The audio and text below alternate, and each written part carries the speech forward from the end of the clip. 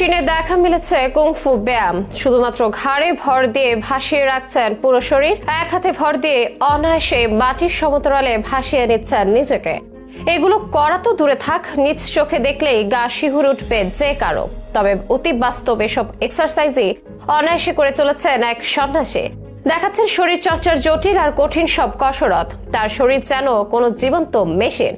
তার এই অতি মানবীয় শরীর চর্চার ভিডিও এখন সোশ্যাল মিডিয়ায় ভাইরাল। অনেকের মনে প্রশ্ন, কতটা কঠিন তার এসব এক্সারসাইজ, কিভাবেই বা রপ্ত করলেন এসব, কি বলছেন তার আশেপাশের মানুষজন? এসবের বিস্তারিত নিয়ে থাকছে এখনকার বিশেষ আপডেট।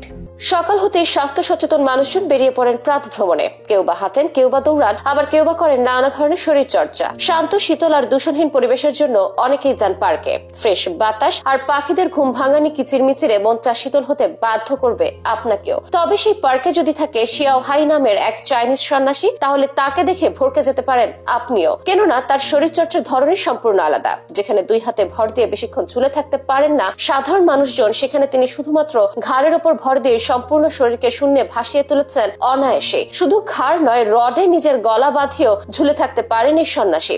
ঘাড় আর হাতের সাহায্যে মাটির সমান্তরালে একদম 180 ডিগ্রি অ্যাঙ্গেলে ভাসিয়ে রাখছেন নিজেকে। দেখে যে কারো মনে হবে এটি কোনো মানুষ নয়, মানুষের দ্বারা সম্ভব নয় এগুলো। তবুও দিব্যি এগুলো করে চলেছেন শিয়াও হাই নামের এই সন্ন্যাসী। এই চমৎকার দৃশ্যের নাম শাওলিন কুংফু। সন্ন্যাসী শিয়াও হাই এর এমন আশ্চর্য কসরত যে দেখছেন সেই হচ্ছেন চরম বিস্মিত। তার আরো একটা কসরত বলো হিউম্যান ফ্ল্যাগ, যেখানে শুধু ঘাড় আর থুতনি দিয়ে ঝুলে থাকতে হয়। শিয়াও হাইয়ের এই অসাধারণ সব দক্ষতা চীনে তাকে ব্যাপক জনপ্রিয় করে তুলেছে। তবে এসব ব্যাপার একদিনে রপ্ত করেননি তিনি। এর পেছনে রয়েছে দীর্ঘ পরিশ্রমের গল্প। ছোটবেলা থেকেই কুংফুর প্রতি ঝোঁক ছিল তার। তখন থেকে তিনি পড়তেন নানা ধরনের মার্শাল আর্টের বই, যার চরিত্রগুলো ব্যাপকভাবে অনুপ্রাণিত করেছে তাকে। বইগুলোর প্রধান প্রধান চরিত্রের হিরোইজম নিজের মধ্যে ফুটিয়ে তোলার ইচ্ছা জেগেছে তার, আর সেই ইচ্ছা পূরণে করেছেন কঠোর পরিশ্রম। শিয়াও হাই বলেন, উপন্যাসের মার্শাল আর্টের চরিত্রগুলো আমাকে ছোটবেলা থেকে আকৃষ্ট করত। আমি ছোটবেলা থেকে তাদের মতো হতে চাইতাম। তখন থেকে মার্শাল আর্ট শিখতে শুরু করি। তার মতে শাওলিন কুংফু হলো মার্শাল আর্ট আর ফিটনেসের এক অসাধারণ মেলবন্ধন। কেউ যদি এই দুটো বিষয়কে